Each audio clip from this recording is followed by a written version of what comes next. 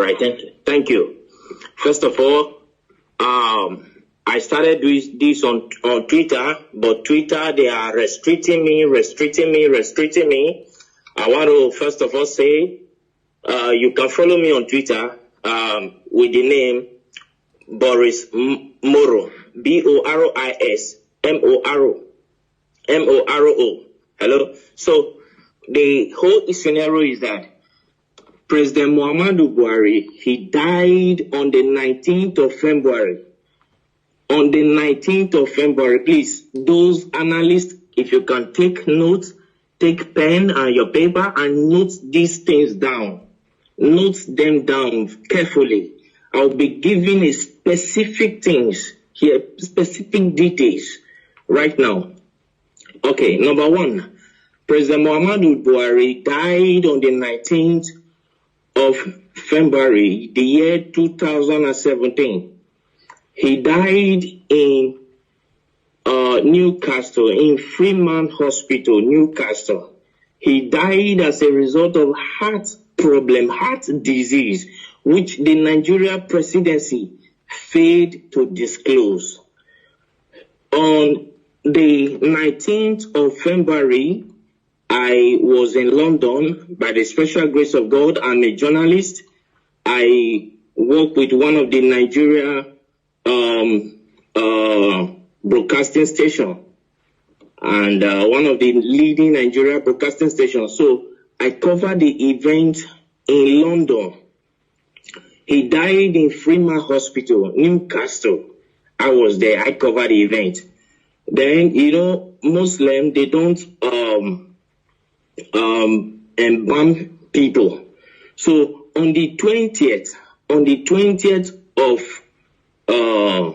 February, he was flew in to Saudi Arabia where he was buried. I was there live and I covered the event where Aisha Buhari put on white attire. I think you are with me. Go ahead. So where Aisha Buhari put on white attire and the children. Can you pause a bit? And let me remind Nigerians and the entire world that this event he said he covered, he have the video. He have the video. I do. Go ahead. I have all the video. So the Nigeria Aisha was putting on white as a sign of mourning to her husband, who is the late President Muhammadu Buhari. Then the children, according to the Muslim tradition, were putting on black. I have the video, I have the photograph and everything. You understand? Then on the 23rd of February, I was in Ethiopia as a journalist. I moved around. So I was in Ethiopia where the African Union, the AU, hold a summit, a mini silence for late President Muhammadu Buhari on the 23rd of February, the year 2017. Hold on, please. I know that interrupting you is I know this kind of thing is very, very difficult, but please hold on. Now, you, after covering the event, you went to Ethiopia on the 23rd of April, on the 23rd of February yes. 2017. And yes. You were there at the African Union Summit or whatever. Yes. You covered it with your own camera as a journalist, and yes. You have the video. Exactly, I do. Go ahead. So I covered the events there where the African Union hold a minute silent for late President Muhammadu Buhari.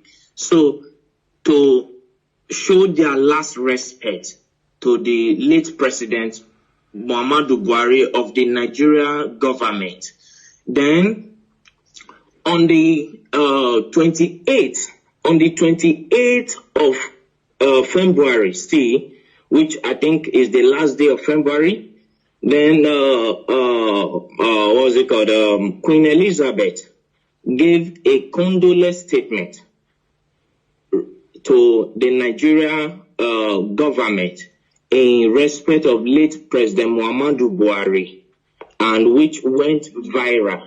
Yes. So all of these, the Nigeria government led by late Abakari and with the Kaaba swept under the carpet for selfish and greed reasons. Then on the 2nd of March, Eric Joyce, the ex-British lawmaker, Eric Joyce, ex-British lawmaker, he issued a statement, that a condolence statement to Nigeria for the loss of her president. Are you with me, sir? Yes. Then they swept it under carpet, and the man got angry and came out to say that President Muhammadu Buhari is dead. If President Muhammadu Buhari if they think he is lying, that they should come out to challenge him. You understand what I'm saying now? Yes, that they should come out to challenge him in the court of law, that he will come out with every evidence to prove that Muhammadu Buhari is dead. As I talk to you, since 2017, till this minute, nobody from the Nigerian government all across the nations of the earth came up to challenge Eric Joyce, the ex-British lawmaker.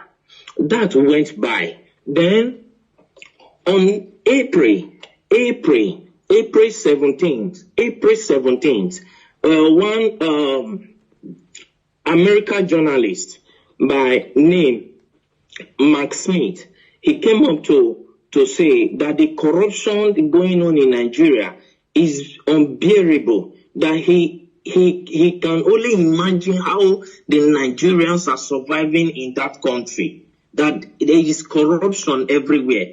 You understand? So we just talked over all this. But what actually prompted me to come up to this tonight is, one, the Nigerian youth have been suffering 60 years of independence, 60 years of suffering and smiling, and yet the government is taking them for granted. Now the Nigerian youth, they came up to say, no, enough is enough. We don't need this anymore. Let's put an end to this. All what they could do was to send the military to fire them. If they think maybe I am lying, let Aisha Buhari, the wife of the late President Buhari, come up to tell me that the imposter parading himself as the Buhari is her husband. If I am lying, okay, hold it there. First of all, I want you to tell me, because you are one of the best journalists, but people don't know. Like I said, you don't need to mention your name. You don't also need to mention the Nigeria TV station where you work and all that. So now during the time when this man died, I want you to tell me, what did you do? Like, did you contact anybody in Nigeria, like any prominent politicians, and who is the person and what did you discuss? And can you tell us why, what happened that the Nigerian media didn't carry out the news, including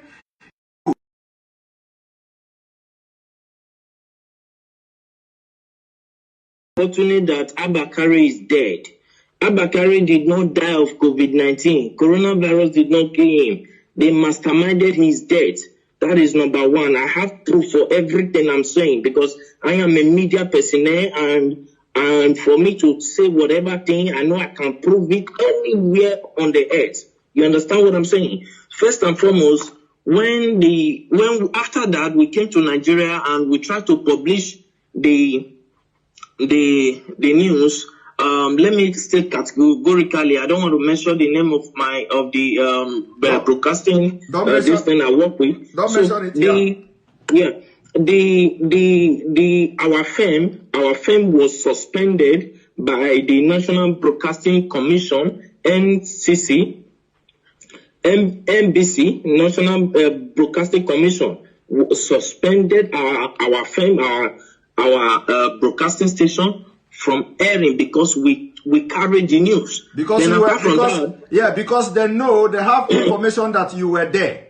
You were there and you followed everything. So when you came to Nigeria, they suspended you they suspended your pay. So I'm coming to that, sir. Let's not rush it. Late Abakari called me to Aso Rock. You understand what I'm saying? Yes. So I flew into Abuja to go and see him. And he told me that if I can keep quiet, that my safety to be alive will be guaranteed, and for my generation to come, no, we suffer again as a result of the bribe he was offering me. You understand what I'm saying? Yes. So I told him, accepting bribe is not the problem, but my conscience will judge me till I die. Yes. So I cannot do that. And to God who made me, I'm saying this categorically, and God Almighty is my witness. I did not take a dime from him. So I left. Then I called Bola Tinubu Asiwaju, the Lagos State richest man on earth. Let me use the word. So I called him on his MTN line. I can call the line now, the MTN line that I use in reaching him. I can say it here. The number is 080-622-40104. That is the number I use in calling Bola Tinubu Asiwaju. So I called him on phone to tell him about the development, and he came on to tell me that I should shut up, I should keep quiet, and so many other trash and nonsense that he told me that at the end of the day, I was suspended from my work. You understand? As a journalist. Okay, hold it there. So you called Bola Ahmed Tinubu to tell Tinubu, of course you normally call him too. This is not the first time you are calling him, by the way. We normally communicate. Okay, so you called him on this number you called now, 080-622-40104. Yes. And then he tell you to shut up and tell you a lot of things. He specifically, I can still remember, I still have the record of that conversation. You understand? Because as a journalist, you keep record of things, because years to come you might need it. You understand me? Okay. So I still have the record of that conversation. So when I called him, he told me that Nigeria is not like other countries. That Nigeria hymns of affair revolve and must continue to revolve around the cycle. You understand now? He told me that it must continue to revolve around the cycle, that the system of governance in Nigeria is different from every system of governance in the world, on earth, that in Nigeria transparency is something that they don't toy with, that they try to hide everything, that it's not everything the masses must know. It's not everything the masses, the people of Nigeria must be aware of. Are you getting what I'm saying, sir? Yes, yes. So he told me, and he offered me money too. He offered me a bribe. He said as long as I kept quiet, then I called the vice president too, Yemi Osibanjo. You called the vice president too. Okay. Yes, I have his contact, but I for security reasons I wouldn't want to disclose his contact to the public. You understand what I'm saying? Yes, go ahead. If you needed one on one, I can give it to. No need. Just go ahead. No need. So I called Professor Yemi Osibanjo. I called him. I went to his office to meet him in Aso Rock in Abuja. So when I got there, and I told him, sir, we understood, because I was the one that covered that news. I'm from so place. I introduced myself to him, and he welcomed me. He sat me down. I told him this according to the law that I know, because my father is a Nigerian. You understand me now? My father is a Nigerian. My mother is from the British. Is from England. So I told him that according to the laws that are known in Nigeria, when the president died, the vice president automatically will become the president. You understand? As a way of moving the country forward. He said that the Nigerian government is not run in that system. I said, no, when Goodluck Jonathan was there, that was what happened. When the president died, he was the vice president and he came up to be the president. You understand what I'm saying? And he said, please, for my safety, I should keep quiet and go my way. That the course of things will play out by itself in Nigeria. The reason I got to understand that. Can you pause a little bit, please? I know that this is very difficult, when I'm, pausing you all the time. So, is it that because of the way you have actively trying to air this news was the reason why you were suspended and sacked or something? I wasn't sacked, sir. I was suspended. Okay, you were suspended. Okay. So was it the reason? Was it the reason you were suspended? Yes. Okay. All right. Go because ahead. I told them that I will publish it. Then as at that time, I was receiving so many threats. Like seriously, people started threatening my life, threatening me here and there. Then I called, what's it called? El-Rufai, because El-Rufai was there when Buhari was being buried in Saudi Arabia. El-Rufai was there, the Sultan of Sokoto was there, Ganduje was there. As at that time, then about 10 or 11 persons, prominent people from Nigeria were there, including other people who came to the burial ground. But the people that were there, El-Rufai was there. The Sultan of Sokoto was there. You understand what I'm saying now? Yes. So when they were burying him in Saudi Arabia, and they started threatening me. At that time, they threatened me. Because I told them I would publish the video. You understand what I'm saying? Yes. And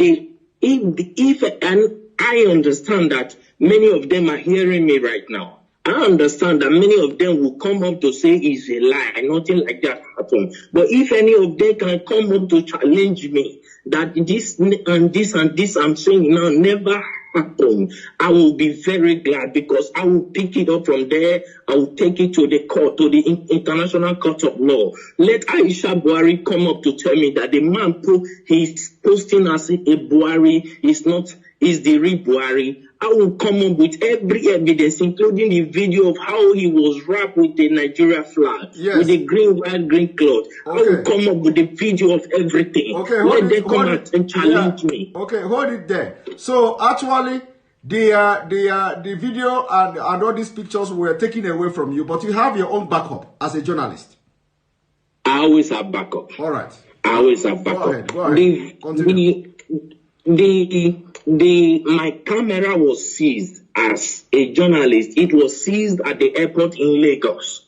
Your camera was seized at the airport as you are coming back to Nigeria? Yes, in Lagos. Okay. Till today that I'm talking to you, I've never set my eyes on that camera. But you have backup. You understand they didn't know that. You know they are Of course, I have all my backup. Even this evening, I was going through the backup. I was playing all of them. I was going through them again. So if they want to debunk this thing, I'm saying that it's a lie. Nothing like that happened. How come the AU, the Africa, our presidents, had a minute silent for them? As at that time, I could remember I called the president of Ghana on this issue. The president of Ghana told me that it is not in their interest, that if the people of Nigeria cried out for 30 days, that is when they will take up the case, that the AU will take up the case. As long as nobody has cried out, that it is assumed that they understood what is going on, that in Nigeria is not Ghana. That is what the president of Ghana told me. You understand what I'm saying now? Yeah. I understand that Many of them are hearing me right now. Let any one of them come up to challenge me. I went to Ethiopia. I spoke with a prime minister, with one of the lawmakers there, and he told me that it is not in their interest. Then I accused him of being bribed. If not, he would have come up with an action, because he is the secretary of the AU, of the African Union. You understand me now? As at then.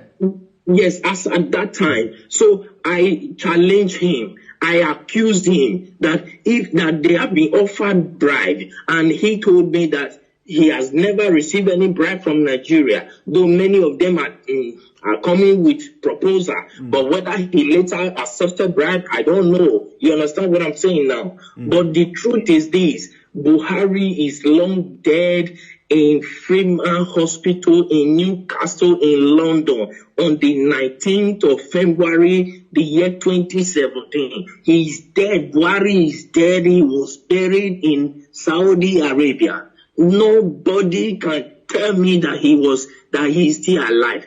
Buhari, that I know, if you look, when Nnamdi Kanu came up, you understand, they said that he's talking rubbish. I have never met Nnamdi Kanu on face to face. He doesn't even know me. He doesn't even know whether I'm fair or black. He doesn't know me. And I've never given him anything. He has never given me anything. You understand now? But the truth is, as a journalist, I swore an oath to stand by the truth at all times. Irrespective of what may be at stake, I swore an oath to God and to humanity. And now you no longer work with this television station, and now because of what is going on in Nigeria, you are ready to shatter the table. If I am not answerable to any Nigerian authority, you understand now? When I was suspended, I was waiting if my suspension would be lifted. I waited for a period of 6 months. My suspension was not lifted. Then I resigned. I sent them my resignation letter. Then I left. I started my own firm by myself. You understand me now? Which I am growing by the special grace of God. You understand what I'm saying now? Then what we do, because a lot of people, of course, a lot of people are demanding that we are not going to discuss here, whether we are going to, how we're going to bring video to start flashing and stuff like that, because we want to be killing them, slowly.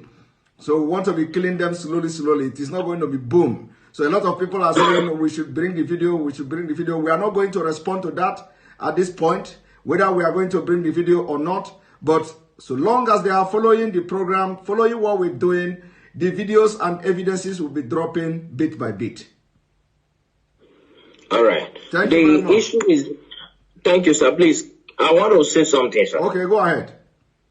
Thank you very much. I appreciate you. I appreciate what you are doing, and I appreciate the good people of Nigeria who stood up to say, no, we cannot face this anymore. I appreciate all of you. But one thing we must understand is the spirit of unity has to be strong in the Nigeria youth. You understand what I'm saying? Because any protest that does not last for 30 days cannot draw the attention of the European Union and the African Union.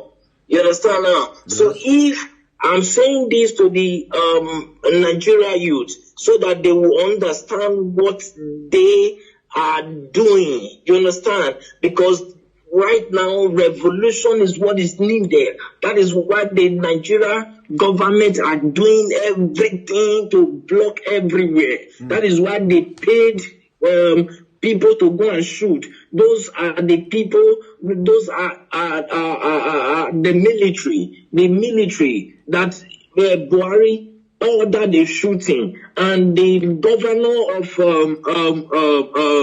Lagos State, Sanwo-Olu said that there was, at first I watched him, he said there was nothing like that. Then I called him on the phone. That was day before yesterday. You called Sanwo-Olu on the phone. You called Sanwo-Olu on the phone the day before yesterday. I have their number.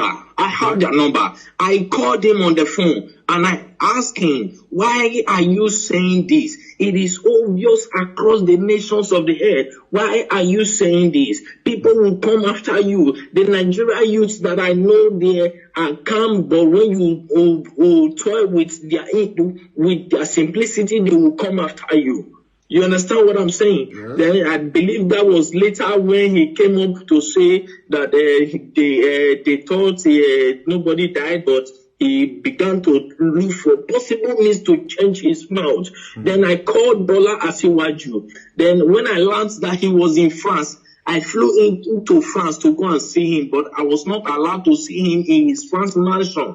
You understand? Then I called him on his phone. His phone was switched off and he couldn't attend to my call. Then I went to his LinkedIn page. Yeah, I went to his LinkedIn page to contact him. And when I contacted him, he told me that he was never the one that ordered the shooting, though he was aware of it. I was asking him, why did you order people to remove that camera? He said he was not the one, that it was the governor, Sanwo-Olu, that ordered them to remove it. That nobody can remove it except the governor signed it. So the governor of Lagos State, he was aware of what will happen. He was aware that soldiers were going there. He let any of them come up to say this is not true, and I will publish the voice notes, the voice recording through LinkedIn that I communicated with Asiwaju Bola Tinubu. You understand what I'm saying tonight? Yes. Thank you very much. You know, some people will be saying, "Oh, this thing is not adding up." You know, sometimes when you are in the field, the way this Nigeria politicians, the way this Nigeria story goes, you know, sometimes it will go up and go down. Some people may not be, you know, getting the point. Some people may not understand, you know, why would you go to France? Why would you do this? You know, but when a journalist who is like, you know, dealing with all these politicians in Nigeria, and you want to be the person to have the first-hand information of whatever that is happening, and especially when you are out of the game, especially from the Nigeria space, and now you want to be, you want to have first-hand information of what is going on. You know, sometimes when something like this happens, of course, you can fly to anywhere just to get the information and get the first-hand information, you know, to have it in your own space. But anyway, sure. I must thank you very much. This is the first time you are talking to anybody about this. Yes. This is the first time ever you are talking to anybody about this. We are going to continue our discussion. It is not going to be online. It is not going to be live.